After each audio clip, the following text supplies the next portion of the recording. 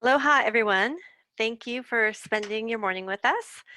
I am very happy to introduce Maya Goodoni. She is from Kohala, one of our local Hawaii Island girls. Maya is a tenacious path maker.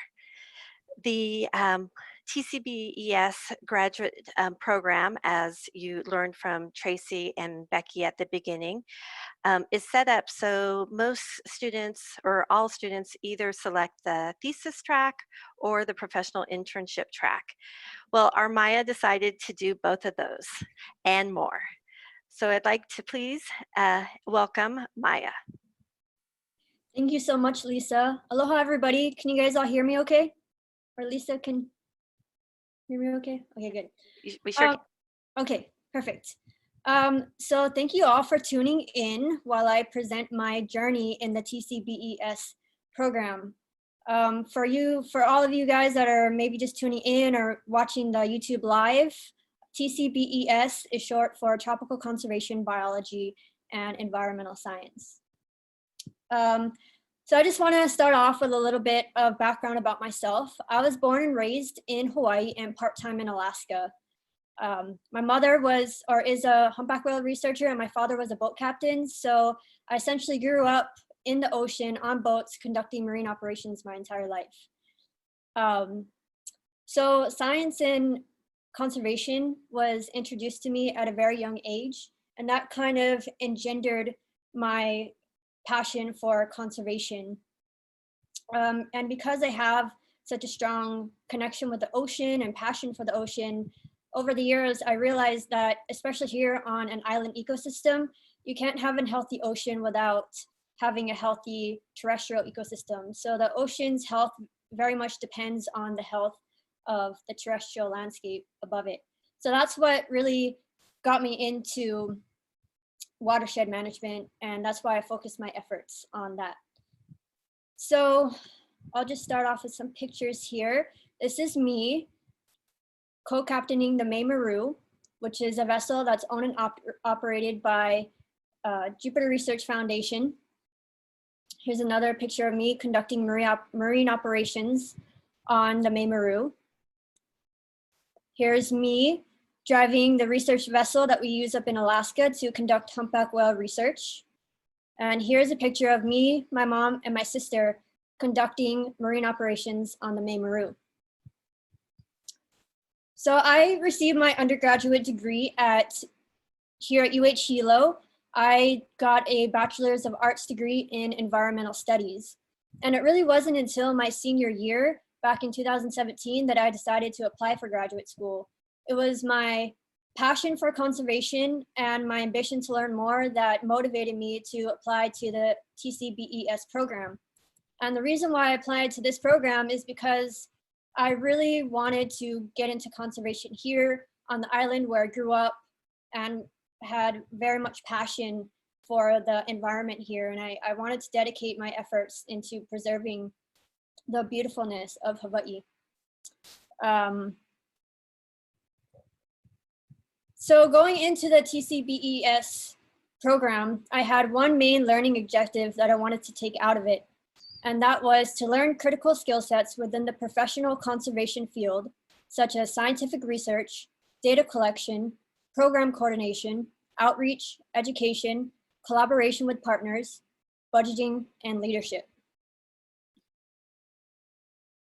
I had 3 major experiences that shaped my learning in this program. The first one was a macroalgae project at Kiholo Bay. The second one was an internship with 3 Mountain Alliance.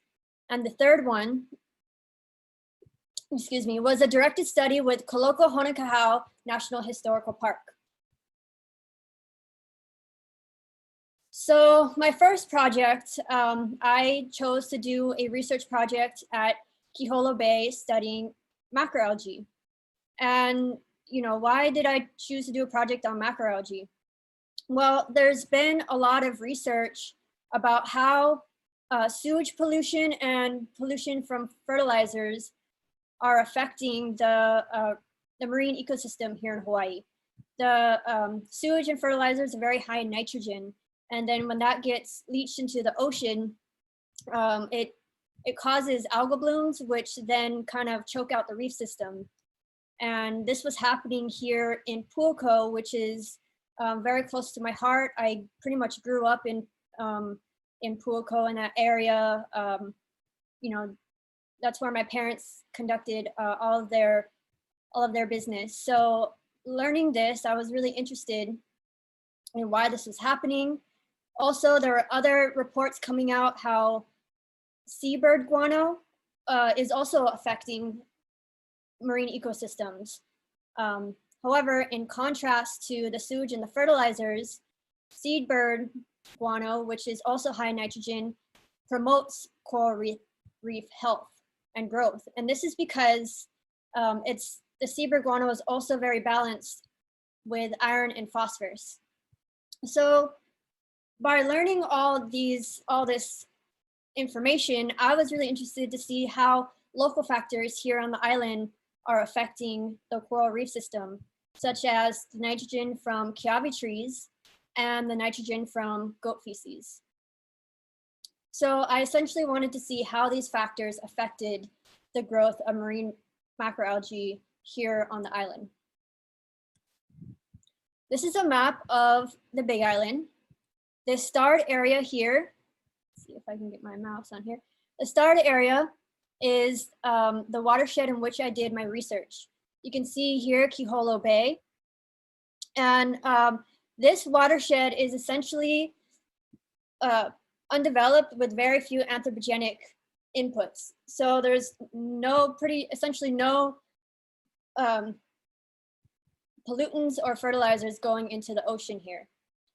And so that's one of the reasons why I chose this project, or sorry, this watershed. There's also a lot of coastal kiawe trees that grow along the coastline here, as well as a herd of wild goats. So this is a picture of a kiawe tree. Kiawe trees, also known as mesquite trees, the scientific name is Prosopis pallida. They were introduced to Hawaii in 1828. Once they were introduced, they quickly established and then overtook the landscape. They are considered a noxious weed because they compete with native species. However, they are also considered a mid-successional species because they facilitate in later succession and could potentially facilitate in reforestation. Kiawe trees are a nitrogen fixing species. All plants in the legume family are nitrogen fixing species, and this means that they have a symbiotic relationship with microbacteria that live on the roots. And this bacteria is actually able to take nitrogen from atmospheric nitrogen and fix it into a form that's can easily be uptaken by other plants. So they input nitrogen into the soil, and then that nitrogen can then be leached into the ocean via submarine groundwater discharge or runoff. So that's why I chose this particular species. This is a picture of a pharaoh goat. It's a good representation of the pharaoh goats that live down at Kiholo Bay. Goats, along with other ungulates such as sheep, pigs, and cattle, are considered to be very invasive to Hawaii. They are they're a major factor in deforestation. They run all over the island and eat native seedlings and destroy native plants. And they actually cause a lot of havoc in Kiholo Bay. They knock over cultural sites, rocks from cultural sites, and they cause a lot of havoc. And they poop everywhere. This is a thermal imagery map at Kiholo Bay. Just for reference here, this is the ocean, and this is the shoreline here. This green area is the estimated area of coastal kiawe trees. And so what this is showing is fresh water that's being inputted into Kiholo Bay.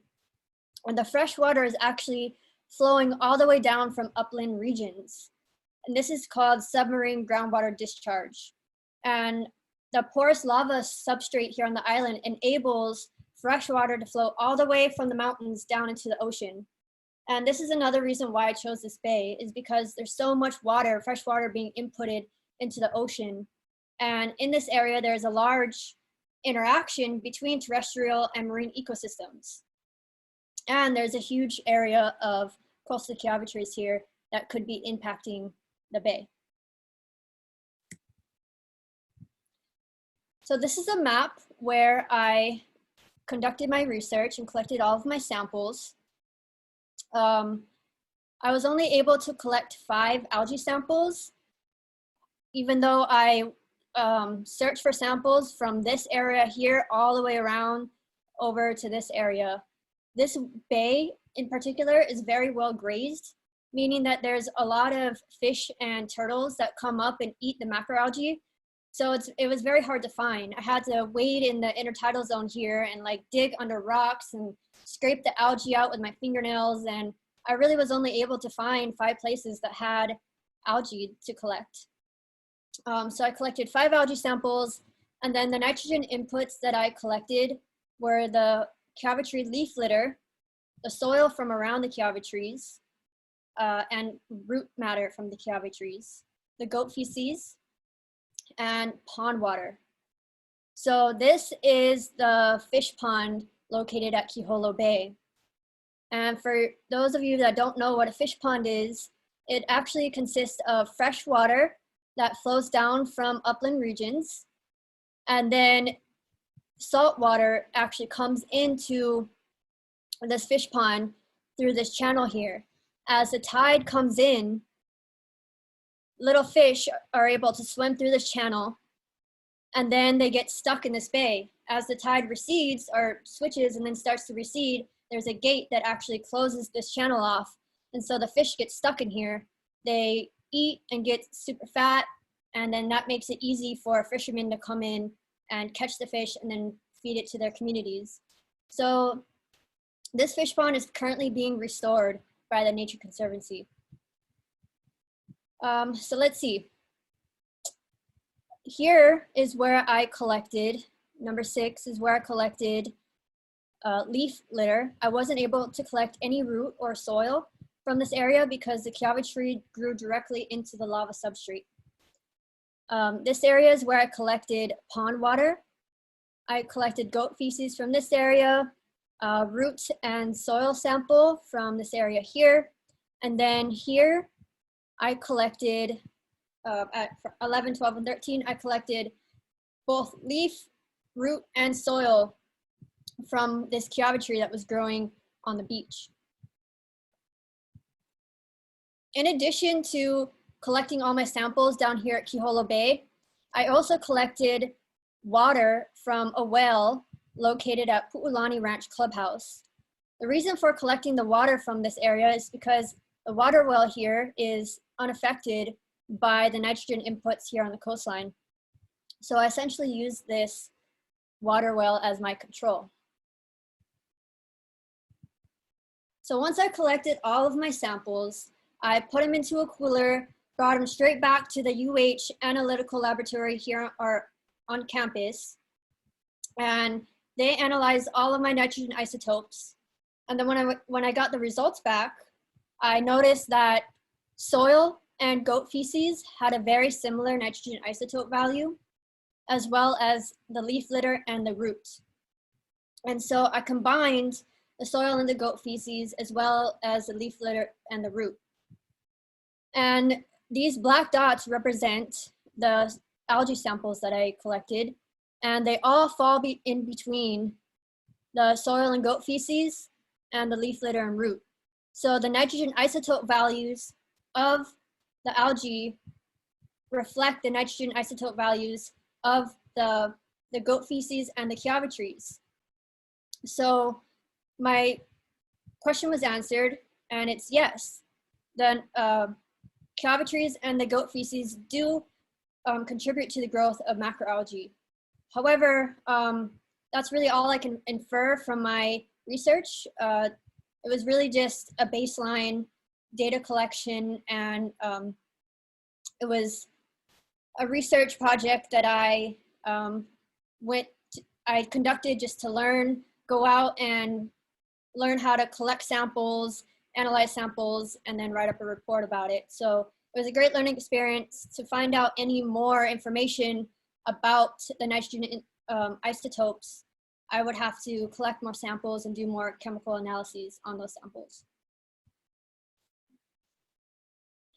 All right, so moving on to my second experience, I did an internship with Three Mountain Alliance with Colleen Cole and Karin Schleppa. So Three Mountain Alliance is a watershed partnership entity. And so that means they are an entity that's partnered with about 10 partners. And those partners own land within the regions of the Hualalai, Mauna Loa, and Kilauea Mountains. And the Three Mountain Alliance's goal is to reforest that land and reestablish all the ecosystem services and niches within those systems on their partners' land. So this is a picture of the Keauhou Forest Reserve, one of our restoration sites that I visited often. And the Keauhou Forest Reserve is located mauka of volcano in the Keauhou watershed. And it's owned by Kamehameha schools, and they once used this land for cattle ranching.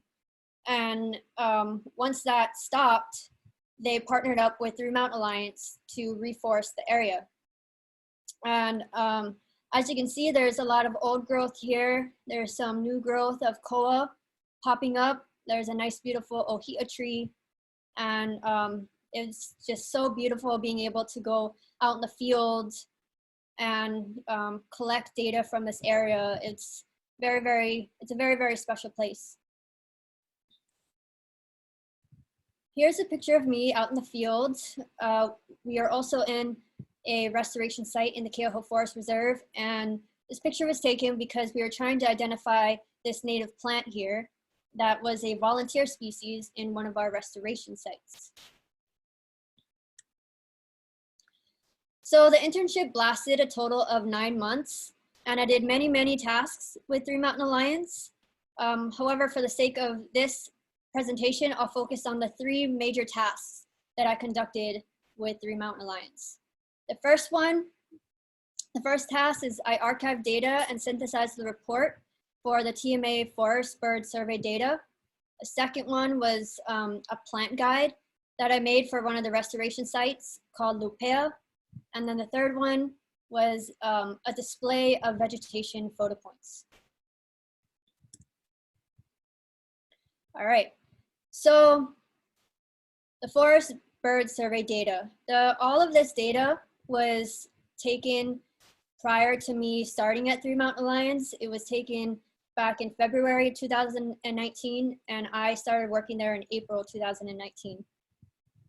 So what I did is I basically took all of the data that was recorded, which consisted of detections of native and non-native birds in the forests, and I put it all into a database called Microsoft Access Database. And then I went through a bunch of checks to make sure that the data was all correct. And then I used that to draft a report using Microsoft Office Word.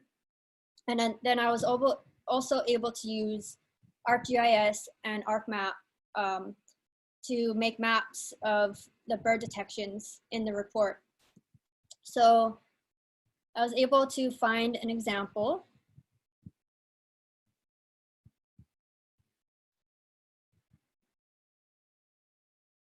As you can see, this is the summary that I helped write up. It just kind of talks about how the data was collected, who collected the data, when it was collected.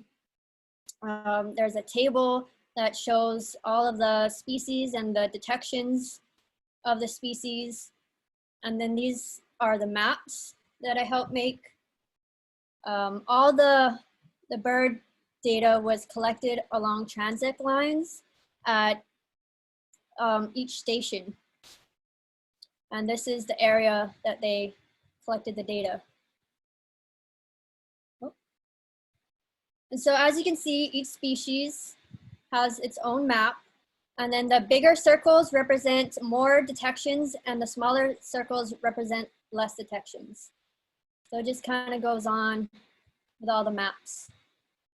So that's one of the projects that I did. Another project, and this is probably my favorite, was a plant guide that I made for the field crew to take out, for them to take out and use to identify plants when they're doing restoration projects. And I made this with a program called InDesign. Again, I have an example of it. All right. So this is the first page. You can see the table of contents here. I included dicots, monocots, and ferns. And then each species is tagged here with a little symbol to say whether it's endangered, an endangered species, a species of concern, a candidate species, an endemic, indigenous, noxious weed, or introduced species.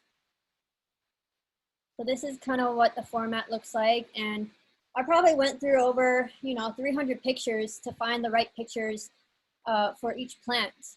And I wanted to find pictures that were good representations of the plants during different seasons.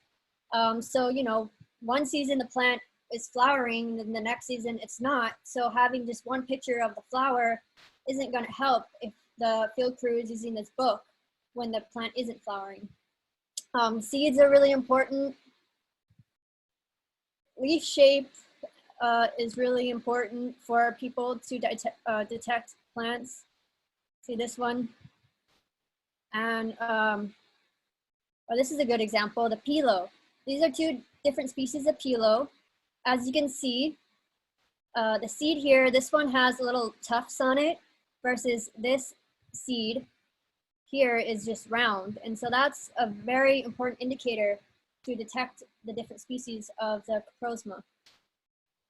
And then there were certain species where I couldn't find two images that were good enough to represent that plant, so I had to just use one. But anyway, it goes on and on. There's probably over 150 plant species in here. And I heard that this plant guide is very liked by the field crew and it's very well used. So that's definitely really awesome for me to hear. All right, and the third project that I will focus on is a digital display of the vegetation photo points. So photo points are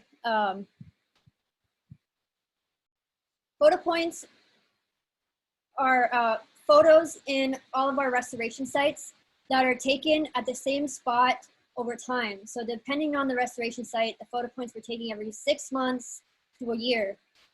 And so I went out in the field and collected a lot of the photo points. And then once we got all the photo points we needed, I was able to get them all together, organize them, put them into Photoshop to batch rename them all.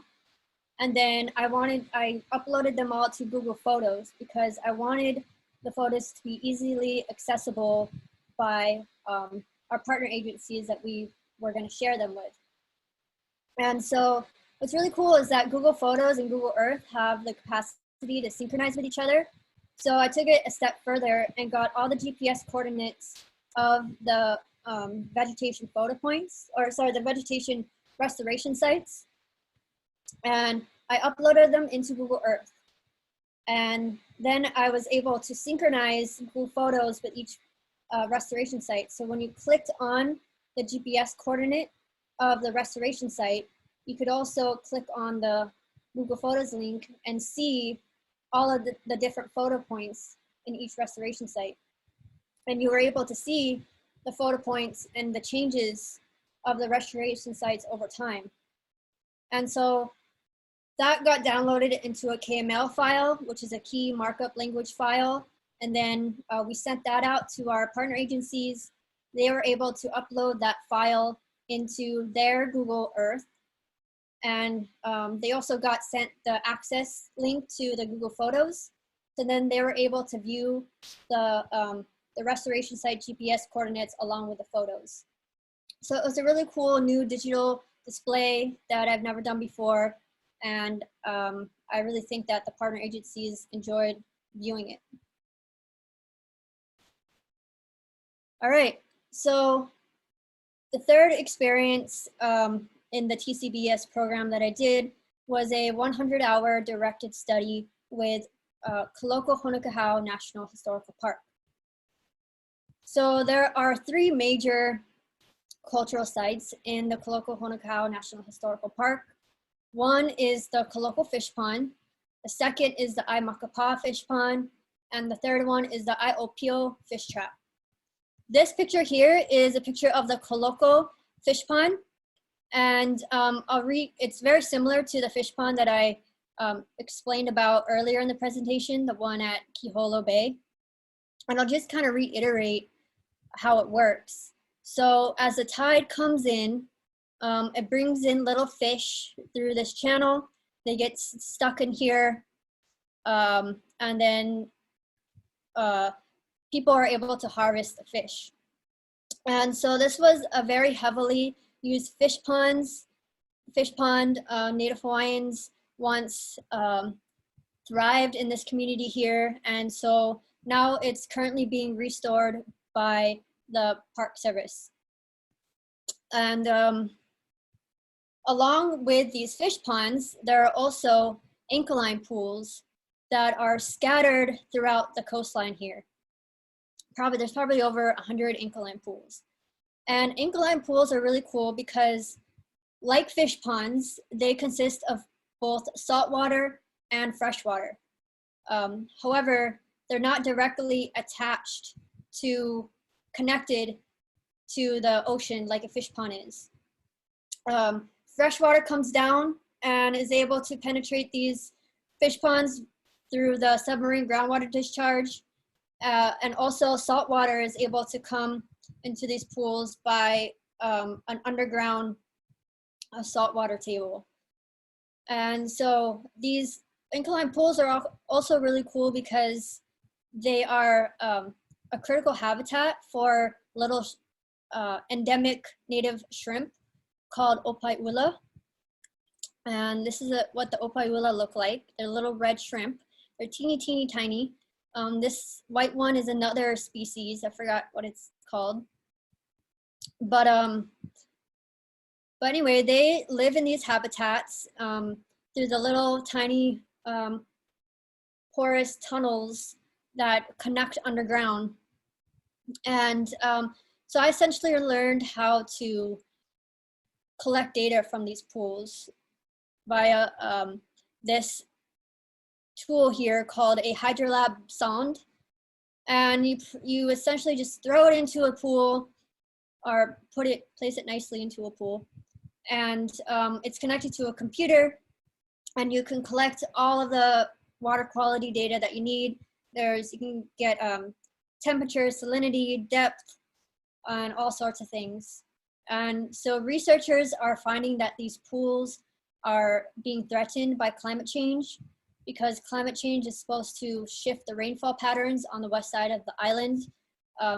It's predicted that there will be less rainfall on the Kona side, so that could affect the influx of fresh water. Also, sea level rise is a very big threat to these pools. The higher the sea rises, the higher the tides will be, the larger the surf, the farther the surf will come in and could potentially just destroy some of these critical habitat areas.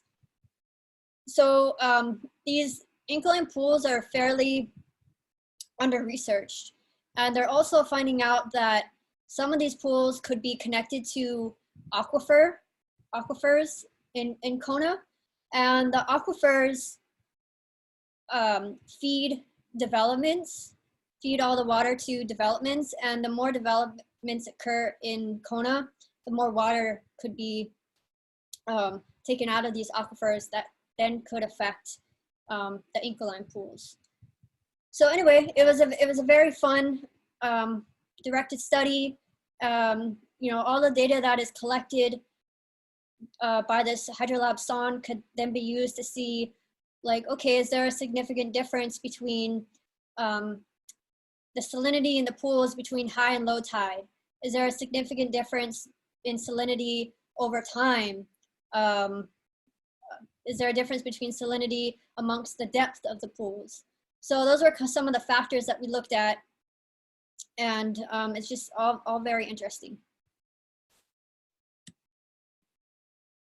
So in conclusion, I have to say that this experience has been really, really amazing, and I learned a lot during my TCBES internship. I would say I grew a lot. I kind of started off just kind of not really knowing what direction to go into. I was kind of caught between, like, all right, well, do I want to go directly into marine science, or do I want to pursue watershed management? And I'm really glad that I did pursue watershed management, because I think the watersheds in Hawaii are very vital, and the fact that we still have intact watersheds is really important, and it's really important to protect our watersheds for the sake of the forests and the sake of the oceans and all the ecosystem services that we rely on. And you know, I was able to meet my objective. I learned how to go out in the field and collect data. I learned how to do research, how to analyze data, how to write up reports. I was also able to do some outreach with Green Mountain Alliance. Community members, when I was working with them every month, community members would come up to the Keauhou Forest Reserve every month, and we taught them how, we taught them about the forest, we taught them about the ecosystem, how to plant native trees, we taught them about seed collecting and all sorts of things. And it was really awesome to see the keiki come up there and how passionate they were about learning about the ecosystem. And you know, working with Green Mountain Alliance, I got to see collaboration occur, and I got to sit in all the meetings where, you know, they talked with different partner agencies about restoration strategies. And for me, I learned how to be a professional. I learned a professional manner with which I carry with me every day, and I'm very, very thankful for this experience. So before I conclude, I just want to give a shout out to all these people here: Lisa Canale, Becca Mose, Karen Schlappa, Colleen Cole, Kailea Annandale, Sally Beavers, Tara Halitsky, Eric Johnson, Tracy Wigner, Becky Ostertag, Carla McDermott, and Michelle Shuey. I wouldn't have been able to do any of this without your guidance and support. And also I want to thank my friends and family for supporting me throughout all of this. If you folks have any questions or want to chat with me more about my projects, you can contact me at my email address, which is mgoodoni@hawaii.edu. Thank you so much. Any questions? All right, thank you. That was fantastic, wonderful presentation. So I have a question for you, and that is related to, in terms of these experiences that you had, ranging from working with keiki to doing some amazing work with data and doing the science communication through the data mechanisms. Out of all of this, do you, which of it do you felt was most rewarding? And out of the experiences, how do you think they'll inform your career path? I don't know, it's hard to say which one was the most rewarding, because I personally, the reason why I chose the internship track versus the thesis track was because I really don't see myself you know, getting into one subject and, you know, kind of studying that my whole life. I really wanted to learn all of it. I wanted to learn the outreach aspect. I wanted to learn research aspect. And that's also why I chose to do a hybrid, is because, you know, maybe eventually I'll open up my own nonprofit or be a director, or, you know, I'd like to maybe get into policy to make more changes. And I really think it's valuable to have all those skill sets. And, you know, I don't want to focus just on the research. I don't want to focus just on the outreach. And so I think they were all very important. I enjoyed doing all of them. They all, you know, when you're out there doing research, you're out there by yourself.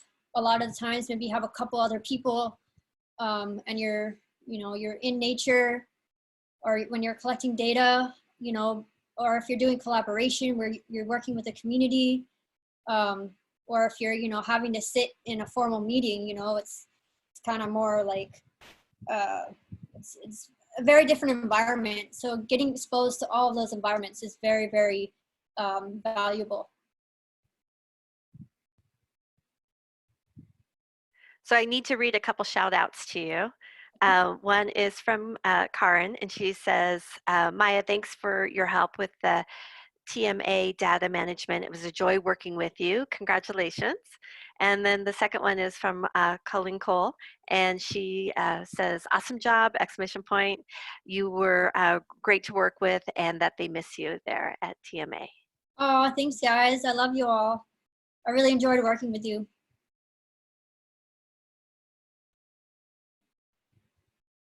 So I have another question for you. It's from Dr. Ostertag. Okay. And she says, now that you have a really good sense of the Kona coastal environment, do you have any ideas that you would recommend for management in that area? You know, I'd personally really like to see, and I think this involves getting more into policy, but I'd really like to see some policy put down for sustainable development, really. I mean, because our ecosystem is so fragile, and what happens, you know, all the events that happen in the terrestrial area really affect the coastal area. So, you know, I see golf courses come, you know, I've probably, since my lifetime, I've seen like 10 golf courses being built, and all those golf courses are just have tons of fertilizers that are leaching into the ocean, and houses, you know, all the houses in Puko aren't on, they're all on cesspools, they aren't on septic. And so I'd really like to see policy that really just, you know, if we're gonna be expanding the Big Island, let's make our developments sustainable, so we're not, you know, leaching pollutants into the environment. And that's what I think.